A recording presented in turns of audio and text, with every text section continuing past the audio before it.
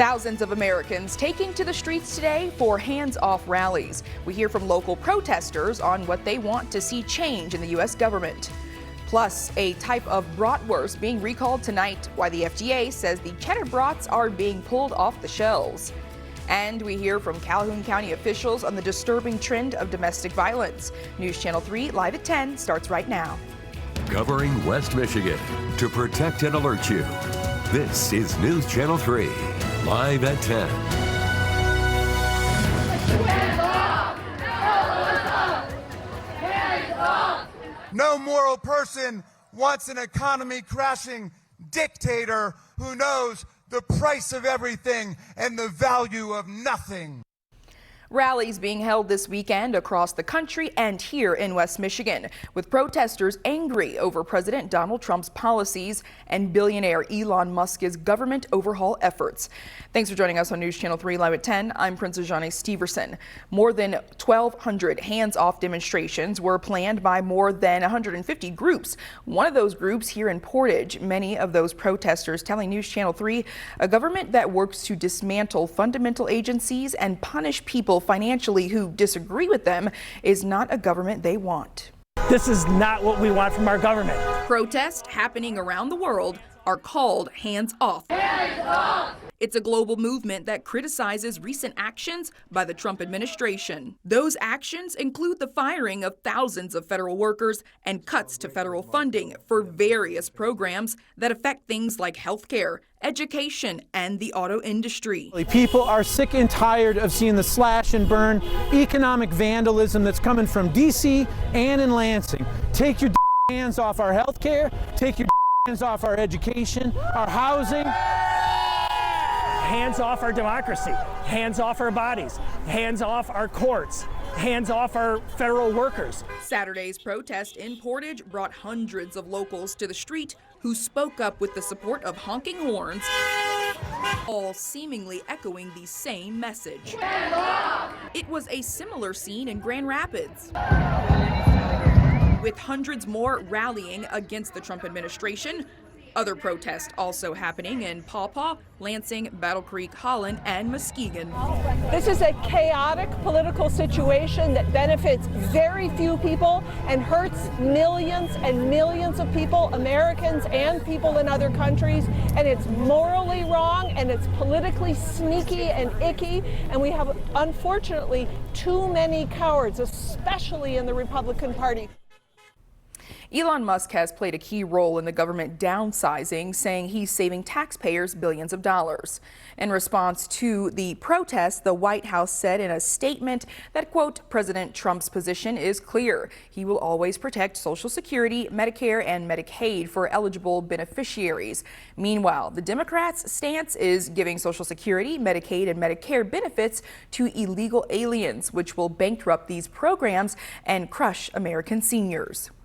We're learning the Department of Government Efficiency is expected to next target the Department of Homeland Security. Multiple sources tell CNN that workers at Homeland Security are bracing for significant layoffs.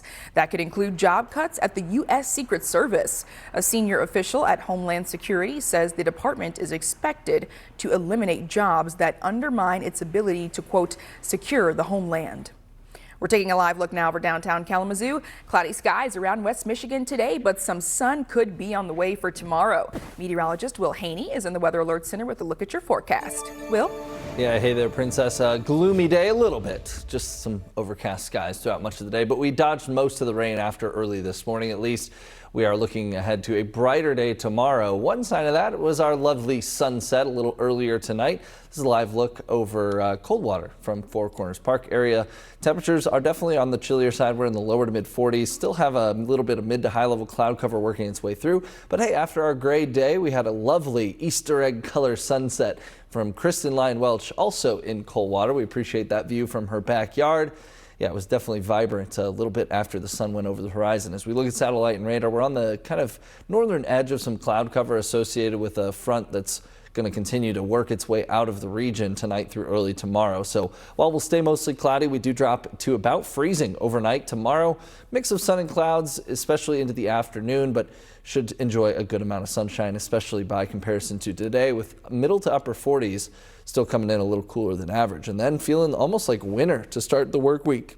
And that could also come with a little bit of a rain snow mix. We'll talk timing on that, Princess, in about 10 minutes or so. All right, sounds good, Will. We have a food recall to warn you about tonight. The FDA says Johnsonville's cheddar bratwurst are being recalled due to possible hard plastic in them. They're recalling over 22,000 pounds of brats as a result. The FDA says the problem was found after Johnsonville received 2 consumer complaints reporting hard plastic material had been found in the food. Be sure to check your freezer for this product.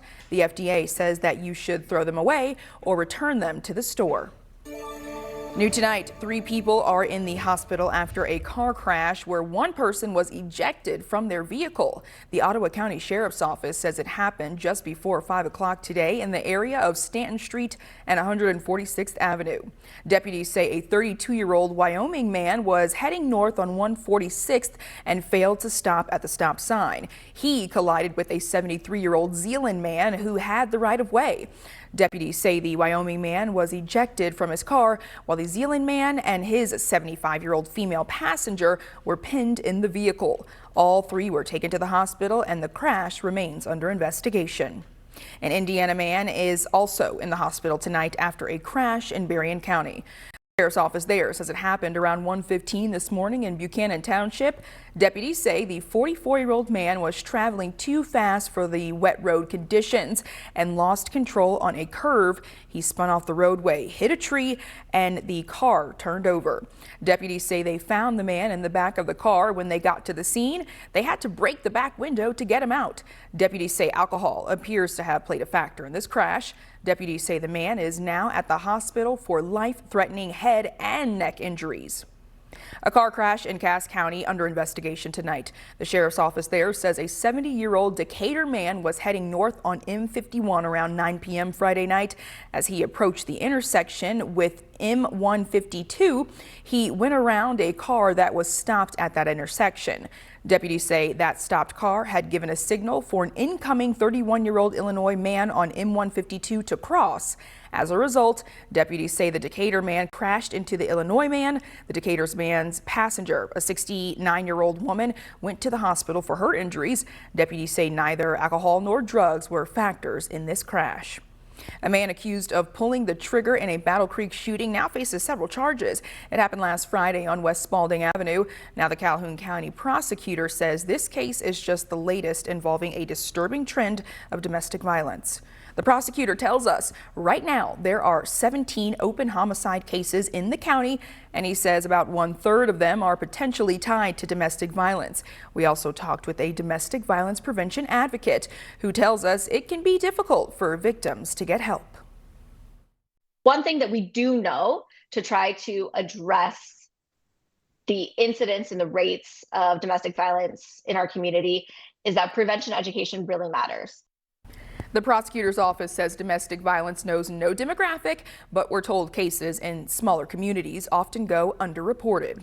If you or someone you know is a victim of domestic violence, there are resources there to help you. You can call the National Domestic Violence Hotline, which offers free and confidential support.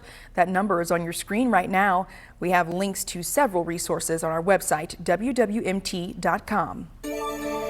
Aviation enthusiasts headed out to Battle Creek Airport today for an annual Western Michigan University event. WMU's Professional Fraternity for Aviation held their yearly College of Aviation fly-in today. Organizers say the goal of the event is to connect with the community and inspire the next generation of aviation enthusiasts. The free event featured food, air traffic control simulators, arts and crafts, and lots of planes. Organizers say this was the largest fly-in they've ever had. We had over 400 people here, which actually made it the largest flying we've ever hosted. And we've been doing this for a long time, so it was actually huge and massive, and we had such good feedback from everyone as they were leaving and coming in today. So many people were so excited for this event. And because this was a fly-in event, some people got there by flying in on their own planes or even helicopters. Coming up, we take a look at the latest from the Middle East.